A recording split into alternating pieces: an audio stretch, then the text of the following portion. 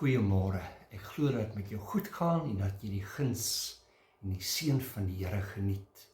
Ek wil graag saam met jou lees uit Spreuke 3 vers 5, wat vir ons die volgende sê: vertrou op die Here met jou hele hart en steun nie op jou eie insig nie. Is dit nie so dat ons baie keer op vreemde paaie onsself bevind nie? Skielik en onverwags duik daar iets op wat ons hele lewensrigting verander. Nou wil ek dan hierdie stelling maak en vir u sê dat wanneer ons onsself in sulke omstandighede bevind, ons baie keer sê, Here, ek verstaan nie. Hierdie skielike finansiële krisis, hierdie verhoudingskrisis, hierdie siekte toestand, Here, ek verstaan nie. Daarom wil ek dan graag my boodskap of gedagte titel, Here, ek verstaan nie. Ek verstaan nie wat u besig is om te doen nie. Ek wil u aandag daarop vestig dat die woord van die Here ons nie verbied om te poog om te verstaan nie. Om te leen beteken in hierdie konteks dat ek is op soek na antwoorde. Here, hoekom en waarom? In 'n sekere sin kan ons seker sê, Here, u moet nou verduidelik. En wanneer ek dit sê, sê ek dit met groot respek. Ek wil egter die volgende aan u voorhou. God is nie aan ons 'n antwoord verskuldig nie. As die Here wel vir ons antwoord, is dit omdat hy ons liefhet en omdat hy guns aan ons wil bewys.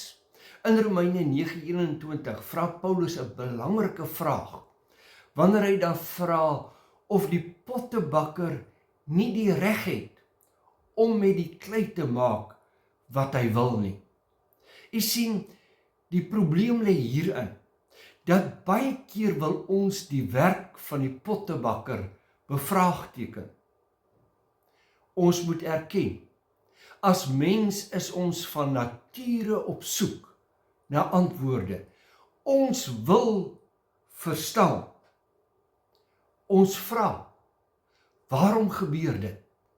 Wat is die regte pad wat ek moet loop? Wat moet ek nou doen? Veral in moeilike tye wil ons 'n rede sê. Ons soek na antwoorde wat sin maak. Ag, ek lees hierdie pragtige gedagte nou onlangs. Ek vrees nie die toekoms nie, want ek weet wie my rots, wie my God is. Ek vrees nie die toekoms nie, ek weet, ek het hierdie sekerheid in my binneste, dat ek 'n lewende God aanbid, wat in staat is om vir my te gee ver bokant wat ek mag bid of dink. U sien, hierdie gedagte sluit vir my vertroue en geloof in. Kom ons kyk vir 'n oomblik na die lewe van Josef. Hy word gehaat deur sy broers en hy word verkoop as 'n slaaf. Kom ons lees Genesis 39:2. En die Here was met Josef, ten spyte van die feit dat hy verkoop was, dat hy 'n slaaf was, sê die woord van die Here vir ons, die Here was met hom. Nou wil hy ons dadelik vra, Here, as u dan met ons is, hoekom gebeur hierdie dinge? Kom ons lees. Hy sê, sodat hy 'n voorspoedige man was. Slaaf, verkoop, gehaat deur sy broers, hy het die volle reg gehad om sekerlik verbitterd te wees, maar ten spyte hiervan sien ons dat in hierdie omstandighede God hom nie verlaat nie. God het 'n doel en 'n plan met sy lewe gehad. Hy het nie die antwoorde gehad nie, maar hy het God bly glo. Die Here bly dien. Hy sê die Here was met Josef sodat hy 'n voorspoedige man was en hy het in die huis van sy heer die Egiptenaar gebly. En toe sy Heer sien dat die Here met hom was, en dat die Here alles wat hy doen in sy hand voorspoedig maak, het Josef guns in sy oë gevind en hom gedien, en hy het hom aangestel oor sy huis en alles wat in sy besit was, aan hom oorgegee. En vandat hy hom aangestel het oor sy huis en oor alles wat in sy besit was, het die Here die huis van die Egiptenaar geseën ter wille van Josef. Ja, die seën van die Here was by alles wat syne was, in die huis en op die veld. Josef beleef hier 'n tyd van voorspoed, van seëning, van guns, wat dan ewe skielik verander die hele prentjie.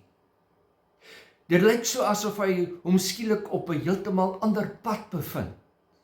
'n Pad van haat, van nyd, van verwerping, van jaloesie. Ek wonder of dit aan u bekend is. Waar jy ewe skielik jouself op 'n plek bevind waar daar baie misverstande is. En in Josef se geval vind ons nou hier dat Potifar se vrou probeer by hom aanlê. En wanneer hy nie wil toegee nie, dan beskuldig sy hom van 'n verhouding. En as gevolg daarvan bevind jy hom skielik op 'n plek, op 'n pad van vervolging en selfs gevangenskap. Tog, midde hiervan, is God steeds teenwoordig. En ek wil vir jou sê dat wanneer jou omstandighede moeilik is, sê dit nie dat God van jou vergeet het nie. God is steeds teenwoordig. Sekerlik kom Josef vir die Here gevra het, Here, wat is hier aan die gang?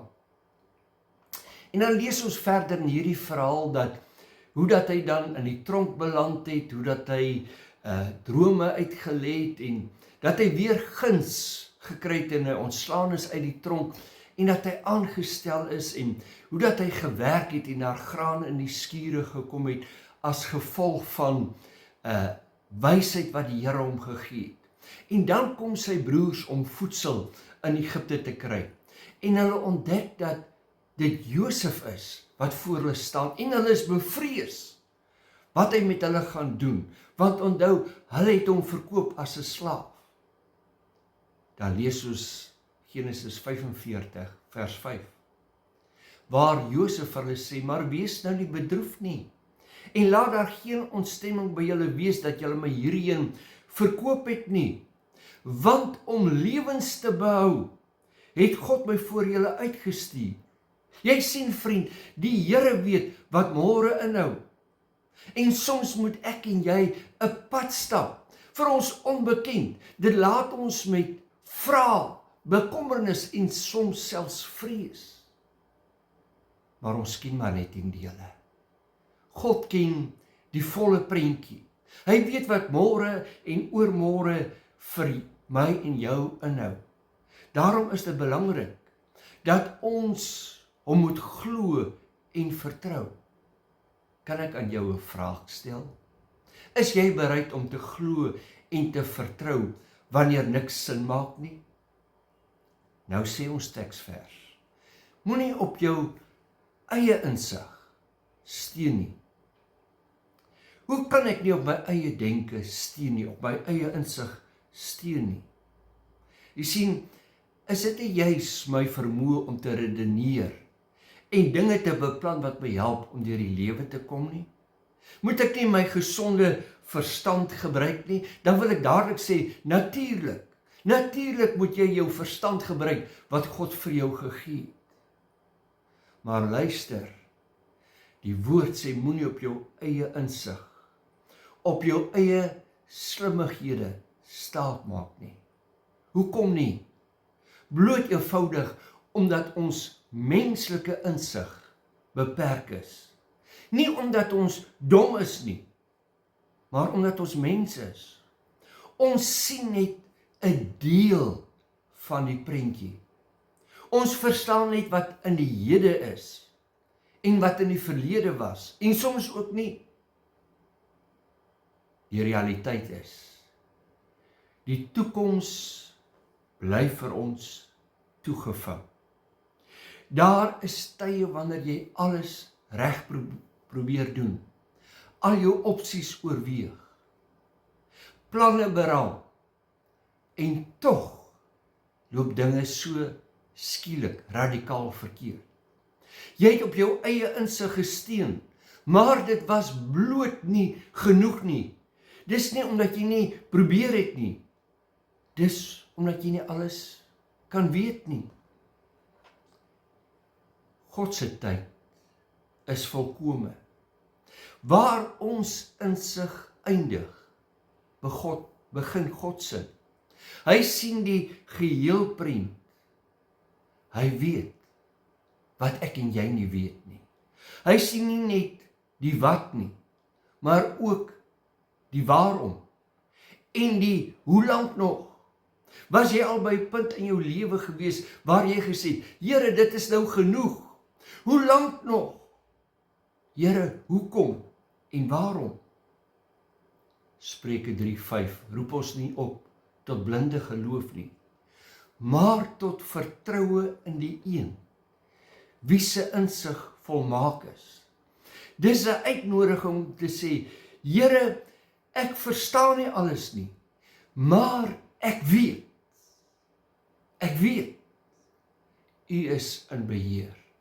En dit is genoeg vir my.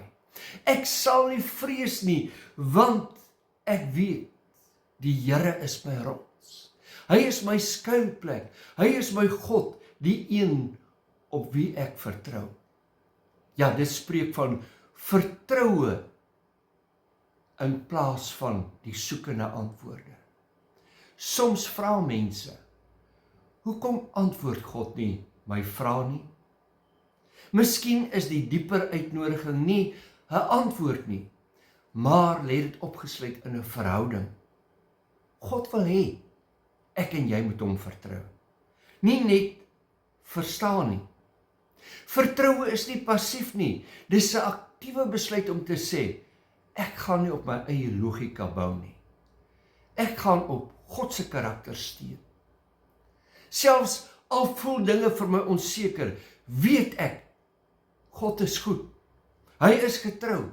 Hy is wys en hy sal my deurdra. Wat is die vrug van vertroue? Jy sien, wanneer ek kies om nie op my eie slimmighede, my eie insig te steun nie, bring dit vir my vrede. Dis nie dat ons vrae verdwyn nie, maar dat ons rus vind in iemand groter as al ons vrae. Die een wat in staat is om vir ons te gee verbokant wat ons mag bid of dink. Miskien is jy tans in 'n plek waar jy nie antwoorde het nie.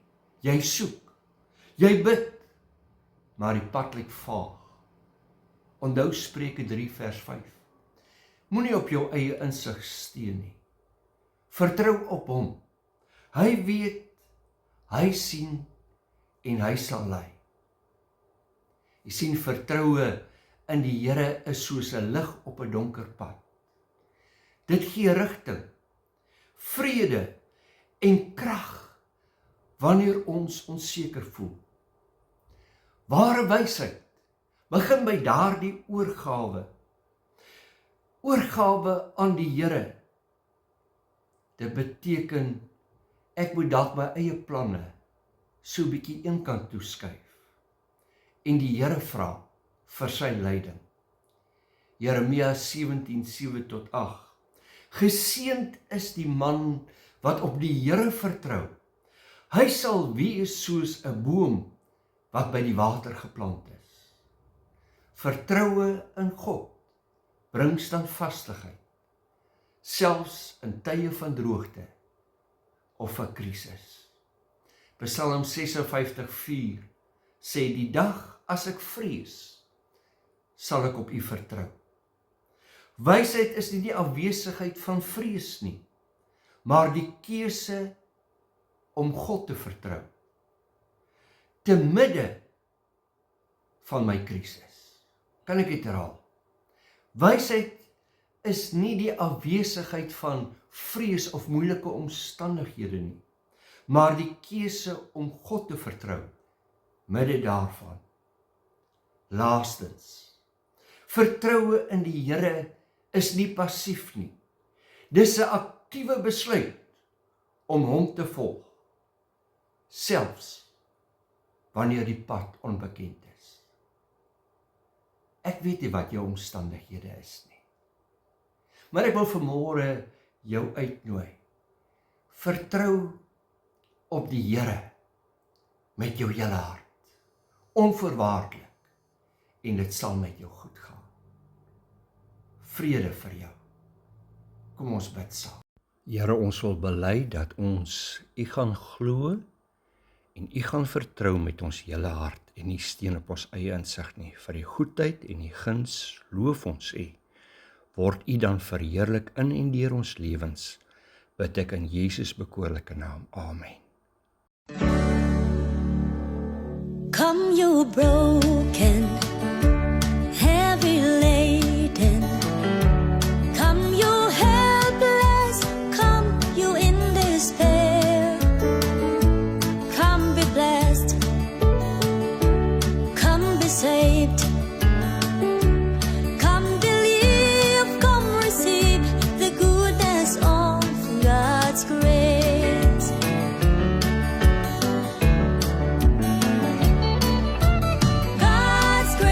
Amazing, the lifeline of my soul. God's grace is faithful. Jesus conquered all. By grace He died, so I may live. By grace I am saved.